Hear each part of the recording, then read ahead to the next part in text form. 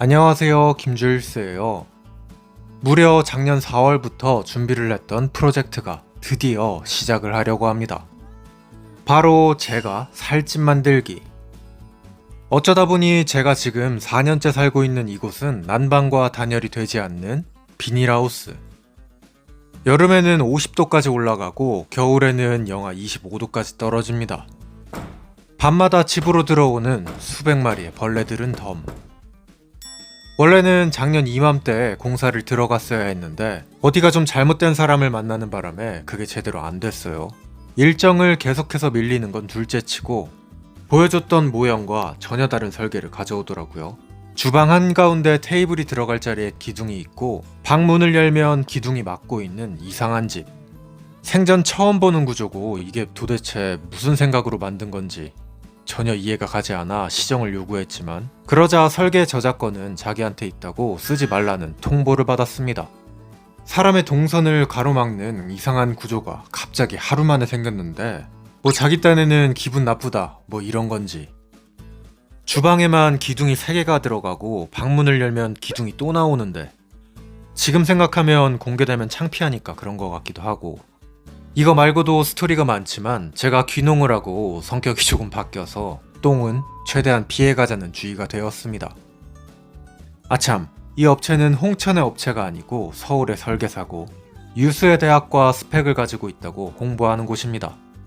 지금 생각하면 제가 너무 알아서 하겠지 하고 넘어갔던 것 같아요. 몇천만 원의 돈과 시간의 피해보다 제가 제일 스트레스를 많이 받았던 건 이 집에서 여름과 겨울을 또 나는 거였어요. 이게 진짜 산에서 텐트 치고 자는 거랑 하등 다를 게 하나도 없거든요. 그리고 드디어 혹한기, 혹서기 훈련에서 벗어날 수 있게 되었습니다. 자, 이건 공사가 진행될 줄 알고 작년에 촬영을 해놨던 영상인데요. 새로운 건축 부지는 동물의 집 뒤, 그리고 산 정상입니다. 여기 밑에 제큐몬티 자작나무를 심어놨었는데 기억하시는 구독자분들 계실까요? 구독자분들하고 당근도 좀 심었다가 손가락 한마디만한 당근 나왔었죠. 아무튼간 이곳이 집이 들어갈 새터. 6더블 굴삭기를 이용해서 작년 말에 부지 정리를 한번 했습니다. 아참, 여기는 원래 염소를 키우던 축사가 있던 곳이에요. 40년 전쯤에는 여기 염소랑 소를 키웠었다고 해요. 이때는 아직 새로운 건축가분을 모시기 전이었습니다. 말씀드렸다시피 공사를 할 줄 알았으니까요. 다가올 앞날은 꿈에도 모른 채 풍경이나 찍고 있는 김줄스. 저 때는 느티나무 정말 죽는 줄 알았죠.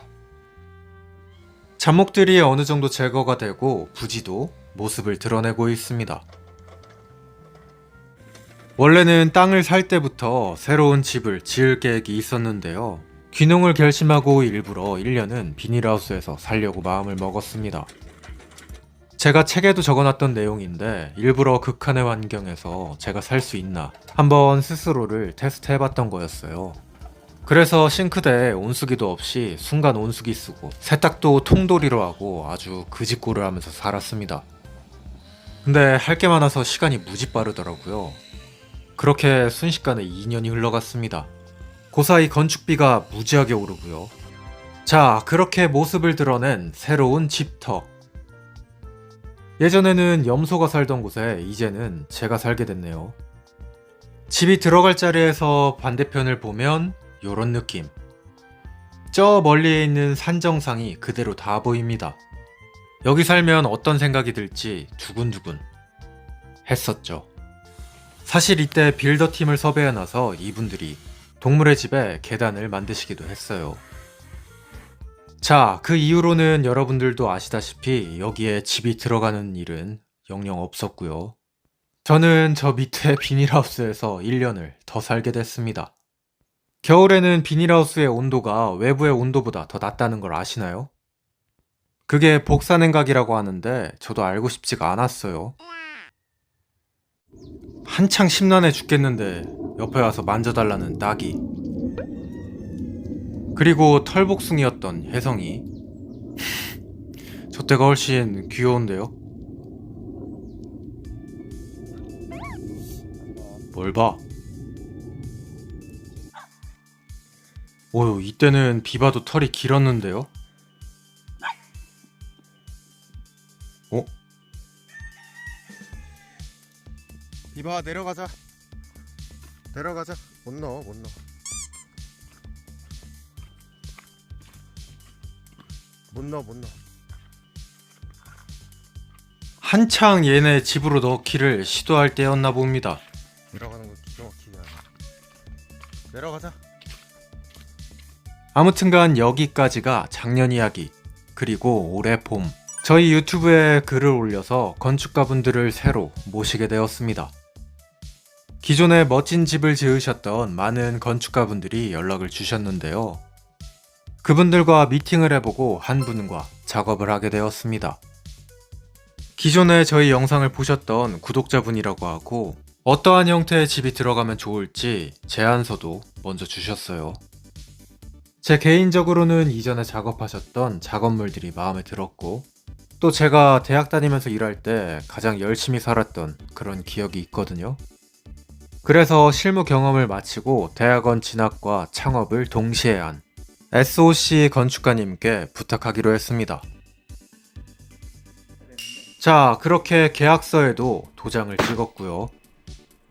그 후로도 석 달 넘게 미팅을 계속하면서 작업물에 대한 구체화를 시켜 나갔어요. 물론 실내 방 구조도 직접 그려주셨고요. 경험에서 나오는 조언을 곁들인 형태로. 참고로 작년에는 아파트 방 구조 보고 마음에 드는 걸 골라오라고 해서 그걸 그려갔습니다. 참 지금 생각하면 진짜 똥은 피해야죠. 자, 그리고 설계와 별개로 눈이 녹은 가물치 연못에서는 측량도 진행 중. 저희 부지는 산에 위치해 있어서 부지의 높낮이가 전부 다 다릅니다. 현황 측량이라고 하는 작업인데 지금 하는 건 설계 이전에 들어가는 작업. 토지의 상태를 확인하기 위해서 하는 거라고 보시면 됩니다. 이런 측량은 앞으로도 여러 번을 하게 되는데요. 그 과정은 모두 영상으로 올라올 겁니다. 논에 들어간 눈에 잘 보이지도 않는 저 비단잉어들이 이렇게나 커질 무렵 건축물의 마감과 내장 인테리어까지 모두 다 결정이 되었습니다. 중간에 제 요청으로 내부 구조에 한번 큰 변화가 있었고요. 이것 때문에 시간이 조금 더 걸렸습니다. 그리고 드디어 기다리던 건축 허가가 나왔고요. 곳에 무성하게 다시 자란 풀들이 시간이 얼마나 지났는지 보여주죠. 이거 제가 중간에 예초 2번 한 거거든요. 공작 부인 일로 도망간 줄 알고 엄청 조심스레 낑낑대면서 예초했던 곳, 이렇게나 바뀌었습니다. 자, 허가는 다 끝났으니 이제 삽들 날만 기다리면 되는데요. 이게 웬걸? 여지가 오다가 또 비가 온다고 합니다. 아우, 장마 다 끝나니까 무슨 일이야. 아참, 공사는 제가 직접 시공사가 되는 직영공사의 형태를 택하기로 했습니다. 경험이 많이 없다 보니까 이런저런 실수를 할 수도 있고 예상했던 것보다 공사 기간이 훨씬 더 길어질 수도 있습니다. 비용이 시공사에서 하는 것보다 오히려 더 나올 수도 있고요. 근데 마음을 조급하게 먹지 않고 좀 천천히 가보려고 합니다. 비 온다고 뭐라 했던 게 10초 전인데 정말 어이가 없죠. 직영공사의 형태를 택하게 된 이유는 다음 영상에서 조금 더 자세하게 설명드리기로 하고요. 건축사 선정부터 설계 인허가까지의 과정은 여기까지 보여드렸습니다. 인허가는 토목설계사무소하고 건축사 사무소에서 하는 거라 제가 뭐 할 게 없어요. 자, 야산에다 집 짓는 영상 다음부터 시작합니다. 오늘의 영상은 여기까지 보여드릴게요. 감사합니다. 김줄수였어요. 뿅.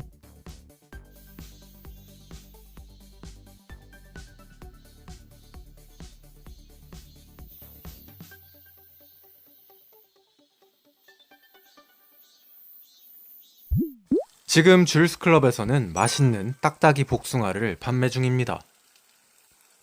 지금 보시는 가운데 4개 이 녀석들이 대자고요. 제 손은 일반 성인의 손 크기입니다. 옆에 있는 이 녀석이 중자, 그리고 요게 소자입니다. 물로 잘 씻어서. 희한하게 동물들은 복숭아를 안 먹더라고요. 오히려 좋죠? 은은하니 맛있어요. 자세한 내용은 아래 링크를 확인해 보세요. 반드시 최소 2, 3일 후숙을 시켜야 합니다.